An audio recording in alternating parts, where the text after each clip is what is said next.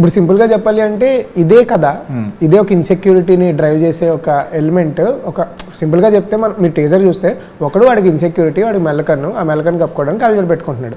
ఇదే కదా సింపుల్ అంటే, ఇది పాయింట్ కదా. వాడి ఇన్సెక్యూరిటీ ఏంటంటే ఇది. ఇదే సెటప్ని నేను ఒక హైదరాబాద్లోనో ఒక బెంగళూరులోనో పెడితే there will be so much of awareness. కాబట్టి వాడికి అంత ఇంటెన్సిటీ ఉండదు వాడి ఇన్సెక్యూరిటీ పైన. కానీ ఏదైతే కాన్ఫ్లిక్ట్ పాయింట్ ఉందో అంత ఇంటెన్సిటీ ఉండదు, ఎందుకంటే ఆ చుట్టుపక్కల వరల్డ్గా చాలా నార్మల్ థింగ్. కానీ ఇప్పుడు నేను ఏదైతే ఈ కథ ఏదైతే ఉందో, వీడి ఇన్సెక్యూరిటీ ఏదైతే ఉందో, ఇది తీసుకెళ్ళి నేను పుల్లంగి అనే ఒక విలేజ్లో పెట్టా. అక్కడ ఫోన్ సిగ్నల్ రావాలంటే ఒక 6 కిలోమీటర్లు వెళ్ళాలి. ఎలక్ట్రిసిటీ ఉండదు, టీవీస్ ఉండవు. సో బయట ప్రపంచంలో ఏం జరుగుతుంది, మనకు బయట ప్రపంచంలో నార్మలైజ్ అయిపోయిన విషయాలు వాళ్ళకి అవేర్నెస్ కూడా లేదు అక్కడ.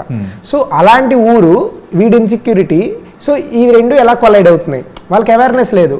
ఇప్పుడు మనమే ఉన్నామన్నా, ఇప్పుడు యాజ్ వీఆర్ గ్రోయింగ్ మనకి ఒకరిని బాడీ షేమ్ చేయకూడదు అన్న విషయం మనకి అవేర్నెస్ వచ్చిన తర్వాత తెలిసింది. ఒకరిని వాళ్ళ కలర్ బట్టి మనం జడ్జ్ చేయకూడదు, లేదా వాళ్ళ లుక్స్ బట్టి వాళ్ళు జడ్జ్ చేయకూడదు అని ఇలాంటి వరల్డ్లో ఉండడం వల్ల మనకు తెలిసింది. ఇమాజిన్ ఇదే విషయాలు ఇవన్నీ అక్కడ ఇంకా నార్మలైజ్ కూడా అవ్వలేదు. అంటే అక్కడ చాలా జనరిక్గా ఒక బాడీ షేమింగ్ జోక్ కానీ, ఒక సెక్సిస్ట్ జోక్ కానీ వేసేస్తారు, వాళ్ళకి అవేర్నెస్ లేక. సో తెలీదు ఎగ్జాక్ట్లీ. సో ఈ ఇన్సెక్యూరిటీ, ఈ విషయాలు కూడా అక్కడ పెద్ద విషయం.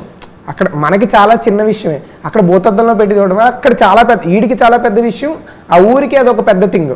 సో అది మోర్ కాంప్లెక్స్. సో అలాంటి ఊర్లో ఎలాంటి కాంప్లెక్సిటీస్ వచ్చాయి, కాన్ఫ్లిక్ట్ పాయింట్స్ ఏంటి, సో అక్కడ నాకు కొంచెం ఛాలెంజింగ్ అనిపించింది. సో అందుకు ఆ వరల్డ్లో తీసుకెళ్ళి పెట్టడం జరిగింది అనమాట.